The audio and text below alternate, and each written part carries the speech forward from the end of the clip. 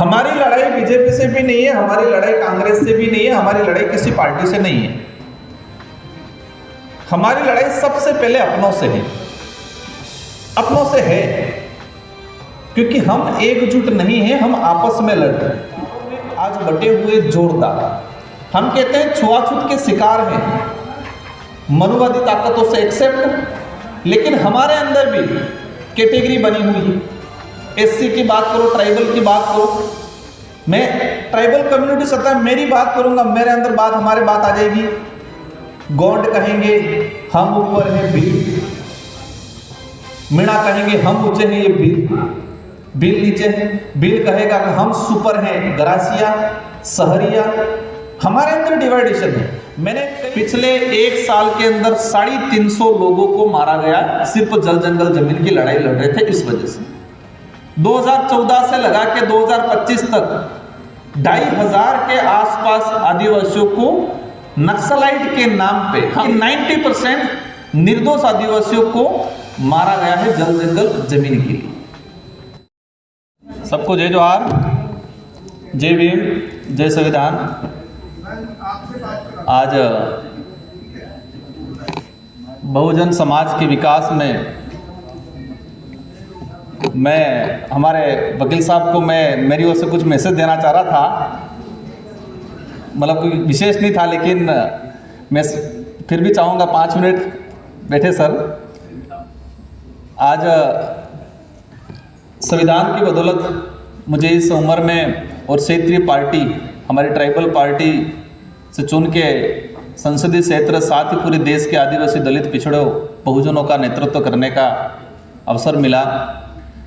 मैं विशेषकर सबको सुनने आया था और मेरे जो विचार हैं वो, और विशेषकर सर के बाद तो जब हम कॉलेज में पढ़ रहे थे उस समय से सर के वीडियो हम देखते थे। आज शायद पहली बार हमारी मुलाकात हुई, लेकिन परिचय भी नहीं हो पाया। काफ़ी प्रभावित थे आपसे, आज भी हैं भले, और आपको लगता है कि आप अकेले यहाँ संघर्ष कर रहे हो, लेकिन देश के प्रत्येक कोने में आपकी जो बातें हैं लोग उनको सुनते हैं और उनसे उनको आत्मविश्वास मिलता है। ऐसे कई सामाजिक पदाधिकारी, संगठन के पदाधिकारी हैं। आपका मेहनत कहीं असफल नहीं जाएगा, परिणाम देगा एक दिन। हम ये जो बिंदु हैं, तो ये समस्या है एक तरह की, और इसका समाधान कैसे करना है उस पर हम चर्चा करते हैं। अब ये समाधान या समस्या जो है, ये समस्या पैदा कहाँ से हो रही है, ये समस्या कौन पैदा कर रहा है? क्या उस ताकत को हम पहचान पा रहे हैं और पहचानने के बाद उससे लड़ पा रहे हैं? मैं जहाँ तक समझा, ये जो समस्या पैदा हो रही है और ये समस्या पैदा करने वाली जो ताकतें हैं, उन ताकतों ने बहुजनों को मानसिक रूप से गुलाम बना रखा है। हम बात करते हैं एकता की, लेकिन हम बटे हुए हैं बहुत जोरदार तरीके से। ग्राउंड पे जाएंगे बहुत जोरदार तरीके से। ओके, धन्यवाद। ग्राउंड पे जाएंगे तो बहुत जोरदार तरीके से बटे हुए हैं। बाबा भीमराव अम्बेडकर जी ने 1956-54 के आसपास 3.5 लाख लोगों के साथ बौद्ध धर्म अपनाया, और शायद इनके जीवन का वो अंतिम काल था। वो बीमार थे और उनको ख्याल ये आया कि मुझे हमारे जो बहुजन हैं, दलित है, आदिवासी हैं, उनको एक मैसेज देना है। और उसी उद्देश्य से बाबा साहब ने बौद्ध धर्म अपनाया। और उस सभा के अंदर जो उनके जो कमेंट थे, कई साथियों को जानकारी में होगा, और इससे पहले 1935 में कहा था, मैं अज्ञानता वंश हिंदू धर्म में पैदा जरूर हुआ हूं, लेकिन ये मेरे बस में है कि मैं मरूंगा नहीं। और इसीलिए जब बीमार थे उनको लगा कि मेरा अंतिम समय है और मुझे देश के आने वाली पीढ़ी को, मेरे अनुयायियों को मुझे एक मैसेज देके जाना है। अब जब ये मैंने बात बोली जो बाबा साहब ने बोला था और उसी को मैंने रिपीट किया, अब इस बात बोलते ही मुझे मेरे को लेके कहेंगे ये तो धर्म विरोधी। बाहर से तो बोलेंगे, लेकिन इस चैम्बर में बैठे हुए उनमें से भी कई जने बोलेंगे कि ये धर्म विरोधी। और धर्म के हमारे सामाजिक संगठनों के लोगों की सबसे बड़ी समस्या है या बीमारी है कि हम दो चीजों को छोड़ देते हैं, धर्म और राजनीतिक। कहते हैं कि राजनीतिक गंदी चीजें, इस पर चर्चा नहीं करनी चाहिए। दूसरा, धर्म के मामले में नहीं पढ़ना चाहिए। अब चलो मान के इस दो विषय पे अपन नहीं पढ़ेंगे, लेकिन मुझे ये बता दें कि इन समस्याओं का पैदा होना क्या ये दो मुख्य कारण है कि नहीं है? राजनीति की वजह से, दूसरा हमारे अंदर इतना धार्मिक बंटवारा है और हम लोग ये समस्या है कि धर्म की लड़ाई होगी सब सबसे आगे रहेंगे, लेकिन अधिकारों की लड़ाई होगी तो बहुजन आगे खड़ा नहीं रहेगा, ना एकजुट हो पाएगा। अब मैं ये नहीं कहता हूं कि आप धार्मिक मत रहो, मैं ये भी नहीं कह रहा हूं कि आप धर्म की लड़ाई लड़ने मत जाओ, पर मेरा ये कहना है कि जब खुद के राइट्स की बात आती है तब हम पीछे क्यों हैं, उस तरफ ज्यादा आकर्षित क्यों हो रहे हैं। हमने कहा कि जातिगत जनगणना, अब जातिगत जनगणना की हम बात कर रहे हैं, सरकार ने कह भी दिया, हम संतुष्ट हो गए। लेकिन जातिगत जनगणना से पहले की जनगणना ही नहीं हुई, 2011 से लगा के आज तक जनगणना ही नहीं हुई। जनगणना के बाद जातिगत जनगणना की बात, सरकार ने बिहार चुनाव को देखते हुए, बिहार चुनाव को इसका इफेक्ट सबसे ज्यादा बिहार चुनाव में पड़ना था और उस डैमेज कंट्रोल करने के लिए उन्होंने कह दिया कि हम जातिगत जनगणना कराएंगे, और विपक्ष ने इस मुद्दे को छोड़ के दूसरे मुद्दे पकड़ लिए।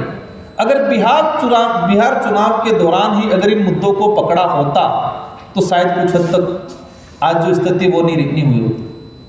हमारी लड़ाई बीजेपी से भी नहीं है, हमारी लड़ाई कांग्रेस से भी नहीं है, हमारी लड़ाई किसी पार्टी से नहीं है। हमारी लड़ाई सबसे पहले अपनों से है, अपनों से है, क्योंकि हम एकजुट नहीं हैं, हम आपस में लड़ रहे हैं। भले इसी स्तर पे नहीं लड़ रहे, लेकिन ग्रामीण लेवल पे गांवों में आज बटे हुए जोरदार, हम कहते हैं छुआछूत के शिकार हैं, मनुवादी ताकतों से एक्सेप्ट, लेकिन हमारे अंदर भी कैटेगरी बनी हुई है। एससी की बात करो, ट्राइबल की बात करो, मैं ट्राइबल कम्युनिटी सत्ता मेरी बात करूंगा, मेरे अंदर बात हमारे बात आ जाएगी। गौंड कहेंगे हम ऊपर है भील, मीणा कहेंगे हम ऊंचे हैं ये भील नीचे है, भील कहेगा कि हम सुपर हैं गरासिया सहरिया। हमारे अंदर डिवाइडेशन है। मैंने कई सीनियर अधिकारियों को देखा है, कहते हैं कि एसटी कैटेगरी से, फिर कहते हैं कि नहीं हम वो वाले एससी नहीं, हम तो वो वाले एससी, हम वो वाले एसटी नहीं, हम तो वो वाले एसटी। आज कैटेगरी की बात करें या बहुजनों की बात करें, हम प्रमाण पत्र से एसटी एससी हैं, न कि विचारों से एसटी एससी नहीं है, अधिकतर नहीं है। और वो विशेषकर अधिकारी वर्ग, पढ़ा लिखा वर्ग, वही सब ज्यादा समस्या है। प्रमाण पत्र से है, सिर्फ प्रमाण पत्र के लिए है, दिल से और विचारों से नहीं है। कुछ लोग आए हैं आगे, उनके साथ प्रताड़ना भी हो रही है, उनको अत्याचार भी हो रहा है, उनको ट्रांसफर भी हो रहे हैं, उनको पनिशमेंट भी हो रहा है, उनके खिलाफ मुकदमे भी हो रहे हैं, लेकिन बाकी जो बच्चे वो उनका साथ नहीं दे पा रहे। दूसरों से लड़ने से पहले आज हमारी बात हम करें, बहुजन 80%, 85% क्यों नहीं डर रहे? मोदी जी की बात कर लो या बीजेपी की बात कर लो, क्यों नहीं डर रहे? उनको पता है इनके अंदर बिखराव है, बात तो कर लेंगे ये बहुजन की, लेकिन इनके अंदर इतना बिखराव है जिनकी कोई सीमा नहीं है, और सबसे ज्यादा धार्मिक बिखराव है। 1956 में 3.5 लाख लोगों के साथ बौद्ध धर्म अपनाया। आज बहुजन कितने बौद्धिस्ट हैं? उस 1956 में अगर 3.5 लाख लोग अपनाया था, तो आज तो कम से कम होने चाहिए 10-15 करोड़ तो होने चाहिए। कितने हैं? हम बाबा साहब की तस्वीरें या बाबा साहब का नाम ले लेंगे, लेकिन घर में मनुवादी ताकतों से ही कहीं न कहीं इन्फ्लुएंस रहेंगे। मैं सोशल जस्टिस कमेटी में था, हम गए थे त्रावणकोर, जो वर्तमान में त्रिवेंद्रपुरम के नाम से जाना जाता है। सोशल जस्टिस कमेटी में एसटी, एससी, ओबीसी, माइनॉरिटी के ही सारे एमपी थे। हमने दर्शन करने गए वहां पर, और जिस जगह दर्शन करने गए थे उसी जगह के थोड़ा सा पास में नांगली का भी छोटा सा मंदिर था। बहुजन वहां दर्शन करने नहीं गया। उस लेडीज का नाम सुना होगा आप सबने, कि देश में जब महिलाओं पे स्तन टैक्स लगा था, कि स्तन ढकने के लिए टैक्स देने की परिपाटी थी त्रावणकोर के अंदर, और उस महिला ने उसके खिलाफ आंदोलन छेड़ा था, और इससे प्रताड़ित होकर उस महिला ने अपने खुद के स्तन काट के दे दिए थे। और जिस राजा ने स्तन टैक्स लगाया था बहुजनों पे, उसी राजा के मंदिर में बहुजन आज दर्शन करने जा रहा है, लेकिन बहुजनों के लिए जो लड़ने वाली महिला थी उसको दर्शन तो दूर की बात है, उसको जान भी नहीं रहे। ये एक सैंपल उदाहरण बताया मैंने, ऐसे कई उदाहरण हैं। तो सब एक हम कहते हैं हम पढ़े लिखे हो गए, हम शिक्षित हो गए, हमारे समाज में बहुजन हम तो शिक्षित हैं। हम शिक्षित नहीं हैं, आप पढ़े लिखे जरूर हो सकते हैं, शिक्षित तो हमारे पूर्वज थे। आज हमारी नजर में एजुकेशन की परिभाषा क्या है? जिसने डिग्रियां कर ली, अच्छे कपड़े पहन लिए, अच्छी नौकरी लग ली, वो शिक्षित है, ये कहते हैं हम। जो गांव में रहता है, कभी स्कूल नहीं गया है, नहीं गया, उसको हम कहते हैं शिक्षित नहीं है। वो शिक्षित है, उसको नॉलेज था हर चीज का, सही गलत का भी फैसला कर पा रहा था। आज हम पढ़े लिखे हैं, शिक्षित हैं थोड़े बहुत, लेकिन पढ़े लिखे कैटेगरी में आ रहे हैं, क्योंकि हमको सिर्फ पढ़ना और लिखना आ रहा है, और पढ़ना और लिखना भी वही आ रहा है जिन्होंने दूसरों ने लिखा है। गूगल पे आज से कुछ समय बाद आज भी मिलेगा, भारत को पूर्ण आजादी किसने दिलाई? भारत को पूर्ण आजादी आरएसएस ने दिलाई है, गूगल पे बता रहा है। और हमारा पढ़ा लिखा अधिकारी कहेगा बात सही है। उसका तर्क क्या दे रहे हैं कि गोवा के अंदर जो पुर्तगाली थे, तो अंग्रेज तो चले गए लेकिन पुर्तगाली नहीं गए थे, और पुर्तगालियों को आरएसएस के स्वयं सेवकों ने जाके भगाया और वहां पर तिरंगा लहराया। तो भारत को पूर्ण आजादी किसने दिलाई? उस हिसाब से जो कॉन्सेप्ट बता रहे हैं उस हिसाब से किसने दिलाई? आरएसएस ने दिलाई। गूगल पे किताबों में पूरा अतिक्रमण कर लिया, दिमाग से निकाल देना कि हम किताबें ही पढ़ के ज्ञानी बन जाएंगे, पॉसिबल नहीं, क्योंकि किताब के अंदर कलम चढ़ाया जा रहा है, हर चीज को मॉडिफाई करके उनके अनुरूप तैयार किया जा रहा है, ऑनलाइन सोशल मीडिया पे उनके अनुरूप भेजा जा रहा है, और बाकी जगत आप देख ही रहे हो। तो हमें हमारे जो राइट्स हैं या हमारे जो ये है, इनके लड़ने से पहले सबसे पहले हमको समझना पड़ेगा, हमको सुधरना पड़ेगा। जिस ताकतों से हम लड़ने जा रहे हैं उन्हीं ताकतों का अनुसरण करने जाएंगे, अपने घरों में बिठा के रखेंगे तो नहीं लड़ पाएंगे, बातें जरूर कर देंगे। और जो भी लड़ रहा है उसके खिलाफ मुकदमे हो रहे हैं, अन्याय हो रहा है, अत्याचार हो रहा है, तो वहां हम सबको मिलकर साथ देने की जरूरत है। एज ए सांसद के तौर पे मेरी संसदीय क्षेत्र बांसवाड़ा, और लोकसभा चुनाव में 2 संसदीय क्षेत्र सबसे ज्यादा चर्चित हुए थे, एक तो था अयोध्या और दूसरा बांसवाड़ा। अब अयोध्या किस लिए हुआ आप सब जानते हो, बांसवाड़ा किस लिए हुआ? लगभग शायद पीएम साहब का सबसे अधिक भाषण 45 मिनट का मोदी जी का, और सबसे विवादित भाषण बांसवाड़ा में रहा था। आपने सुना होगा मंगलसूत्र, घुसपैठिए, अधिक बच्चे, कहां दिया था ये भाषण? मेरे संसदीय क्षेत्र में। लेकिन हमारे लोगों को वैचारिक रूप से हमने कह दिया हम आर्थिक रूप से कमजोर रहेंगे चलेगा, लेकिन वैचारिक रूप से हमको अमीर रहना है, मजबूत रहना है, ये काम हम लोगों ने किया है।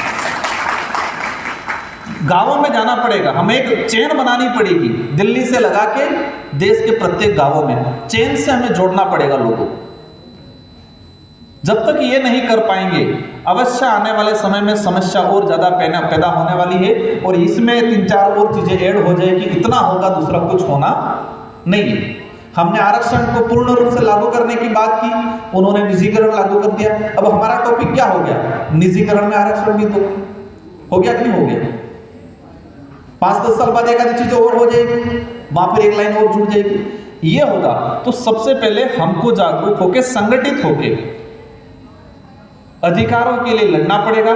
बाबा साहब की तस्वीर लगाने से या जय भीम बोलने से भला नहीं होगा।